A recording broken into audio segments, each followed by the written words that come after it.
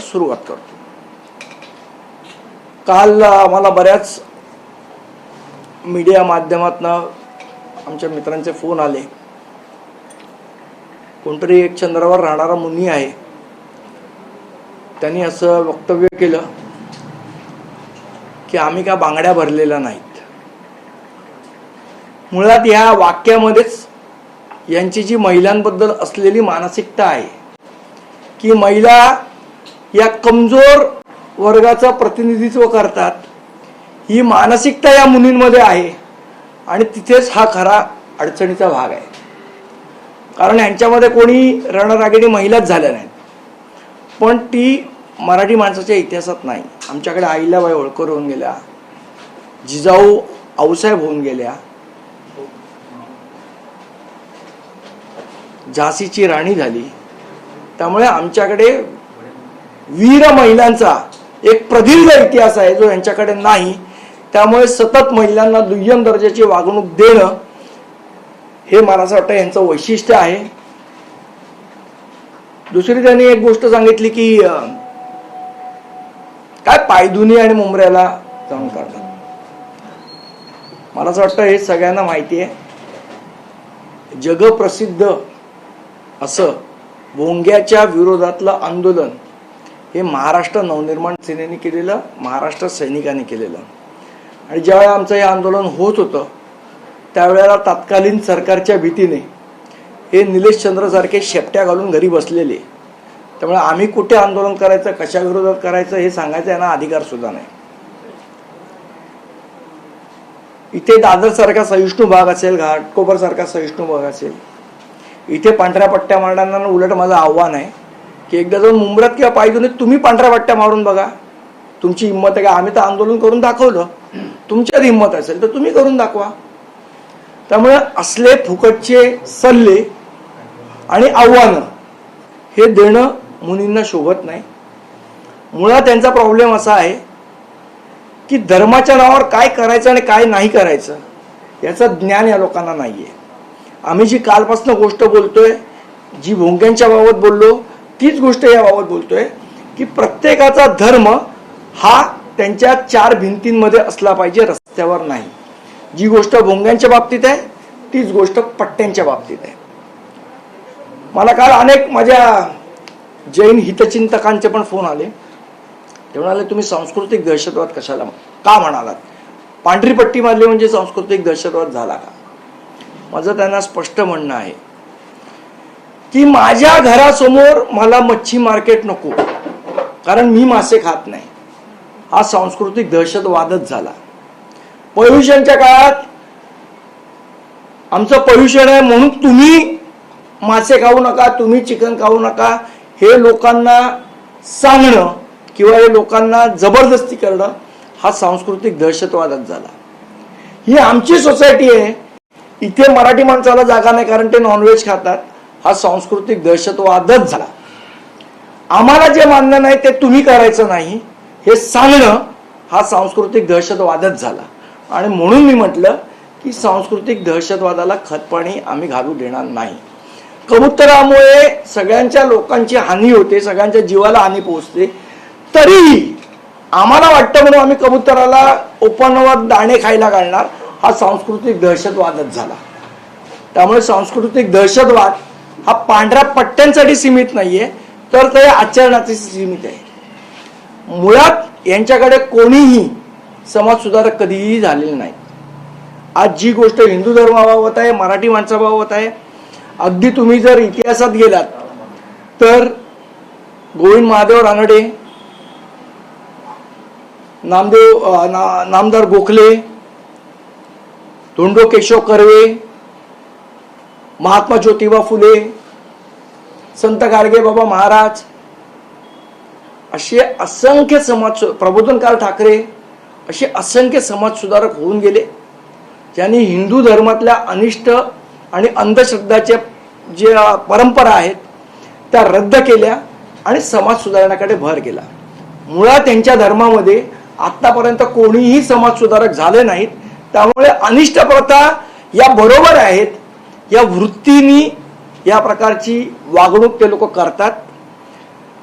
आमचं आव्हान आहे जैन धर्मामधले जे शिकले सवरलेले लोक आहेत त्यांना, की जर कुठली अनिष्ट परंपरा असेल तर ती बदलण्यामागे काहीही चूक नाही. तुम्ही ज्या देशात राहता, ज्या राज्यात राहता, ज्या शहरात राहता, तिथे कायदे आहेत, तिथे नियम आहे, तिथे व्यवस्था आहे. ती पाळणं हे माझ्या सकट, तुमच्या सकट, सगळ्यांसकट सर्वांचं कर्तव्य आहे. आमच्या धर्मात सांगितलं आहे की टॉयलेटमध्ये प्रातर्विधी आटपायचे नाहीत, म्हणून आम्ही प्रातर्विधी परातीत करणार आणि बाहेर येऊन टाकणार. हे कुठेही मान्य होऊ शकत नाही. आणि जर ही परंपरा तुमच्या धर्माची असेल तर मला असं वाटतं त्याच्यामध्ये सुधारण्याची आवश्यकता आहे. हिंदू धर्मामध्ये पण अनेक परंपरा आम्ही सुधारलेल्या आहेत ज्या चुकीच्या आहेत. सतीची सारखी परंपरा होती, आपण सुधारली. जातीय भेदाभेद होता, आपण सुधारलो. त्यामुळे एखादी जर चुकीची परंपरा असेल, एखादी जर अंधश्रद्धा असेल, एखादी जर अनिष्ट रूढी परंपरा असेल तर ती बदलण्यात कुठेही कमीपणा कोणालाही वाटायला नको. हा कुठल्याही धर्माचा विषय. पण यांच्याकडे समाज सुधारक न झाल्यामुळे मला असं वाटतं वैचारिक गोंधळ माजलेला आहे. तुम्ही काल या ठिकाणी आंदोलन केलं, आवाज उठवला, त्यानंतर वॉर्ड ऑफिसर यांच्या वतीनं परिपत्रक काढण्यात आलेलं आहे की पोलिसांना पत्र दिलंय की अशा प्रकारचं कुठे होऊ नये आणि ठिकठिकाणी गस्त वाढवा. हे फक्त वॉर्ड ऑफिसर लेवलला होतंय. महानगरपालिकेकडून अशी कारवाई होणं अपेक्षित आहे का? बघा, मुळात असं आहे की कायदा असं सांगतो की रस्ता हा पब्लिक प्रॉपर्टी आहे. त्या पब्लिक प्रॉपर्टीमध्ये मला असं वाटतं BNS मध्ये 306 का 308 कलम आहे. त्याच्यामध्ये त्याचं विद्रुपीकरण जर तुम्ही केलं तर त्याचा दंड 20,000 हा महानगरपालिकेने लावला पाहिजे. तो पहिला दंड महानगरपालिकेने हे जे कोणी केलेले आहेत त्यांना लावला पाहिजे, त्यांना नोटीस काढली पाहिजे आणि त्यांच्या विरुद्ध FIR करा म्हणून पत्र दिलं पाहिजे. पोलिसांनी गस्त घाला हा त्याला उपाय नाही ना. ज्यांनी आता ती पांढरी पट्टी होती त्याच्यावर राखाडी पट्टी मारली, ती काय चांगली दिसतीये का? नाही दिसत आहे. म्हणजे त्या रस्त्याचं विद्रुपीकरण झालं. मूळ कुठे झाली सुरुवात? पांढरी पट्टी मारल्या. मग ते विद्रुपीकरण ज्यांनी केलंय त्यांना दंड नको आकारायला, त्यांना शिक्षा नको व्हायला, मग त्यांच्यावर FIR महानगरपालिकेने रजिस्टर करायला नको. पत्र कसली देत आहेत? FIR रजिस्टर करा म्हणून पत्र महानगरपालिकेने दिलं पाहिजे. ही आमची ठाम भूमिका आहे. कुठे ना कुठे या सगळ्याबद्दल नियमबंदी झाली पाहिजे का, की अशा गोष्टी घडल्या नाही पाहिजे? कारण तुमच्यानंतर मुळात नियम आहे. वेस्टर्न सबर्ब्स मध्ये पण खूप ठिकाणी असा रंग आहे, आज गिरगावमध्ये पण पाहायला मिळाला. श्रेयसजी असं आहे, मुळात याच्यात नियम आहे. नव्याने नियमावली बनवायची गरज नाही. रस्ता विद्रुपीकरण करायचा कोणालाही अधिकार नाही, हा नियम आहे. नव्याने नियम कशाला बनवला पाहिजे? जो नियम आहे त्या अंतर्गत कारवाई करा. आम्ही जे सांगतोय ते कायदा काय म्हणतो ते सांगतो. कायद्यापेक्षा कोणीही मोठं नाही. आम्ही नाही, पंतप्रधान नाही, राष्ट्रपती नाही आणि कुठला धर्मगुरू नाही.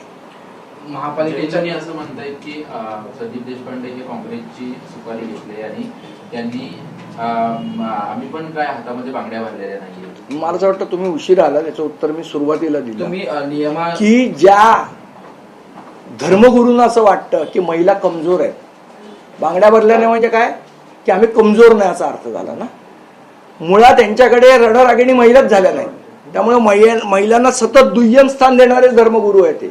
आमच्याकडे अहिल्याबाई होळकर झाल्या, आमच्याकडे झाशीची राणी झाली, आमच्याकडे जिजाऊ आऊसाहेब झाल्या. त्यामुळे आमच्याकडे रडरागिणींची परंपरा आहे आणि आम्ही महिलांना समान दर्जा आम्ही मानतो.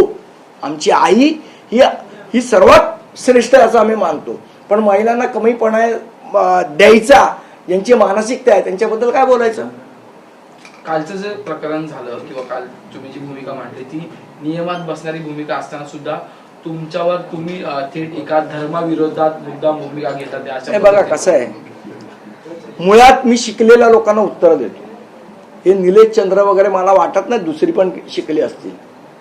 म्हणजे जे लोक सांगतात, काल लॉजिक ऐकत होतो तुम्ही त्या कोणतो जैन म्हणून की काहीतरी पांढरी पट्टी मारल्याने शिवाळ होत नाही. मला यांची शाळा पाहिजे, कुठल्या शाळेत शिकलेत ते, हे कुठल्या शाळेत शिकवतात हे पाहिजे मला.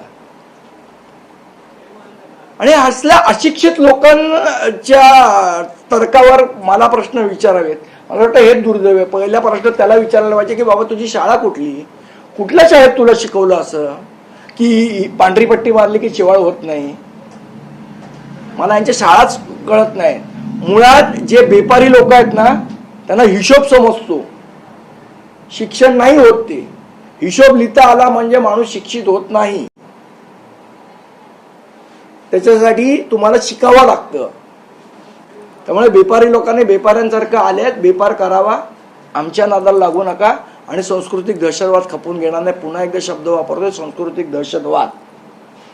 अजून मी पांढरा जिहाद हा शब्द वापरलेला नाही.